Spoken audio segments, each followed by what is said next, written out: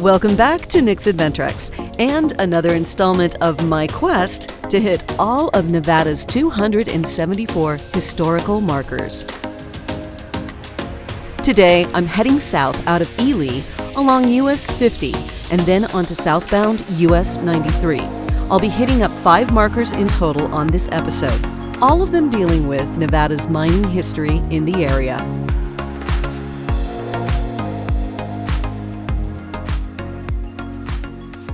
All right, this one is for Taylor. This is state historical marker number 99. And this one says silver and gold were discovered by Taylor and John Platt in 1873 in what was to become Taylor, a typical mining community supported chiefly by the Argus and Monitor mines. In 7 years, the town boasted a population of 15,000 people, 7 saloons, 3 general stores, an opera house, a Wells Fargo office, and other businesses.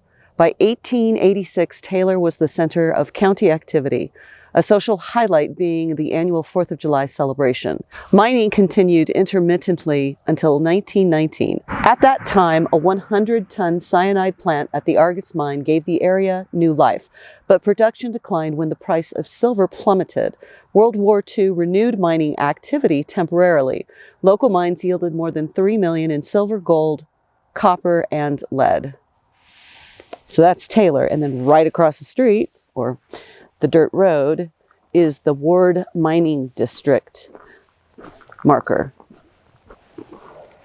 So this marker number is, I can't even see it on the, I think it says 94. Hold on a second. I've got it on my phone. It's really hard to see what the marker number says right here. 54. Okay, this is marker number 54. Marker number 54, Ward Mining District, silver ore. The ghost town of Ward in the foothills of the Egan Range lies some 8 miles west of here, booming from 1876 until 1882, with a peak population of 1,500. Ward was somewhat of a lawless mining camp. Early killings did occur, but justice was meted out by the vigilante committee and the hanging rope. $1 million worth of silver was taken from a single chamber of the Ward mine. Yet the abandoned house was used for the first school, and no movement was ever started to build a church. The town was abandoned by the late 1880s, but new discoveries and better mining methods prompted a resurgence of activity in 1906 and again in the 1960s. Ward Mining District, State Historical Marker number 54.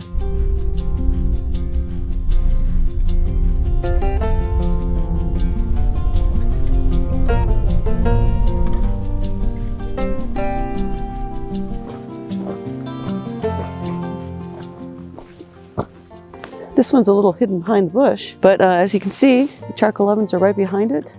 And here's the marker, right by the parking lot.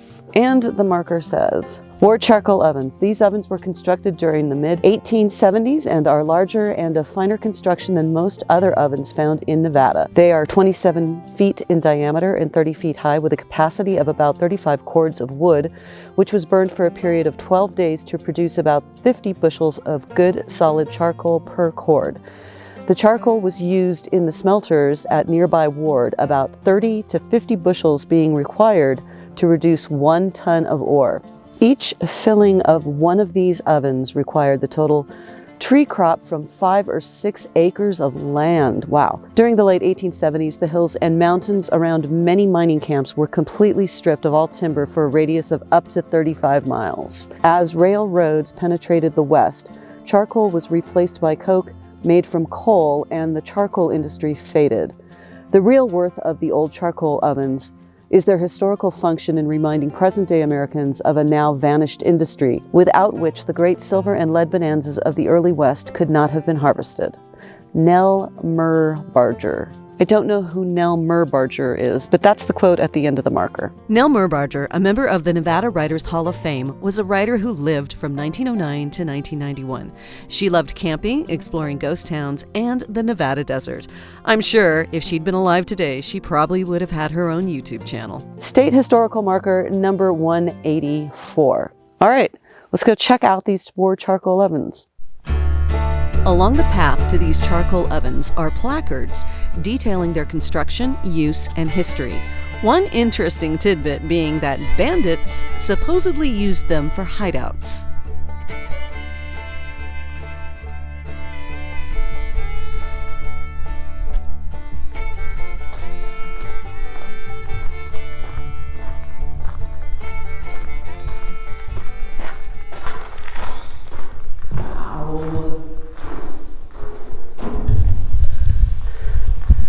This is amazing. I didn't know you could stand inside them. Wow, the echo is so cool. Hello. It's like standing inside of a church cathedral, but also it's like standing inside of a speaker. This is crazy. Oh, wow. Very cool.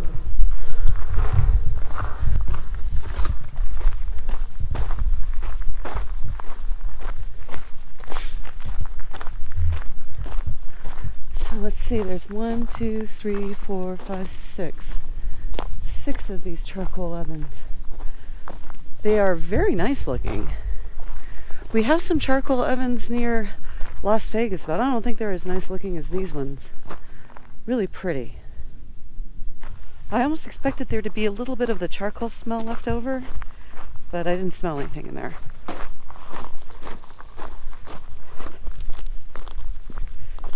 Okay, moving on to the next marker, which is in Osceola, I think. That's how you pronounce it.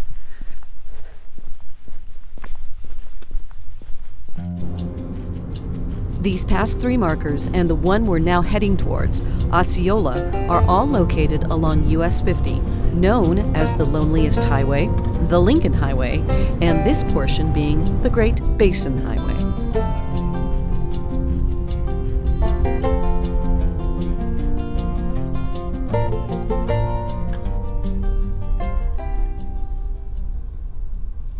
All right, this is marker number 98, Osceola. Osceola? Osceola, 1872 to 1940. Osceola, most famous of the White Pine County gold producers, was one of the longest-lived placer camps in Nevada. The gold-bearing quartz belt found in 1872 was 12 miles long by 7 miles wide.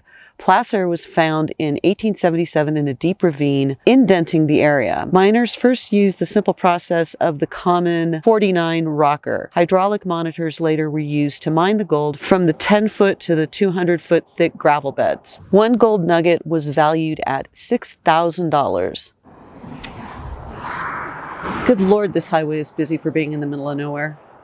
Osceola was a good business town because of its location near the cattle and grain ranches and gardens in the Springs and Snake Valleys. Famous district mines were the Cumberland, Osceola, Crescent and Eagle, Verde, Stemwinder, Gilded Age, Grandfather Snide, Red Monster, and the Saturday Night. The camp produced nearly 5 million, primarily gold, with some silver, lead, and tungsten. State historical marker number 98, Osceola. Interesting. Yeah, considering how out in the middle of nowhere this is, this highway has been pretty busy this morning. I think the highway going that way, this road, I think that takes you into Great Basin National Park, a place I've never been to. This marker is unique. On the other side of it, there's a wind farm. It's the first time I've seen a wind farm in Nevada. Very cool. Leaving Osceola, I'm heading back west along US 50, where I'll catch US 93 going south, but stopping a few miles before the old mining town of Pioche at our last marker on today's quest.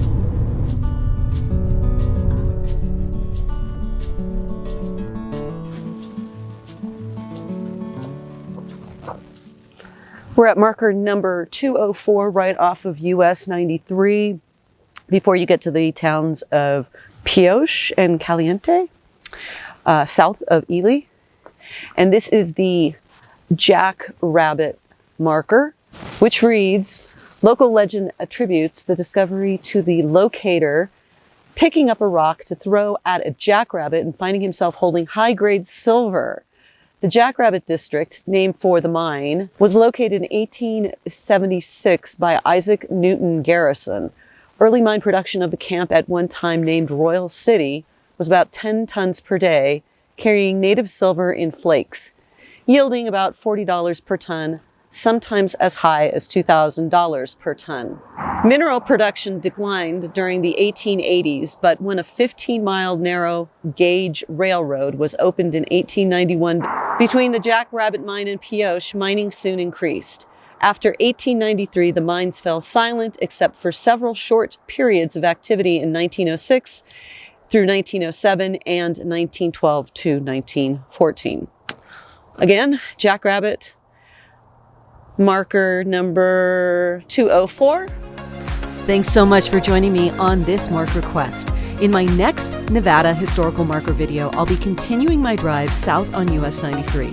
Thanks so much for watching. If you enjoyed this video, please hit that subscribe button and ring the bell so you'll be notified of future videos. Thanks again, and I'll see you in the next adventure.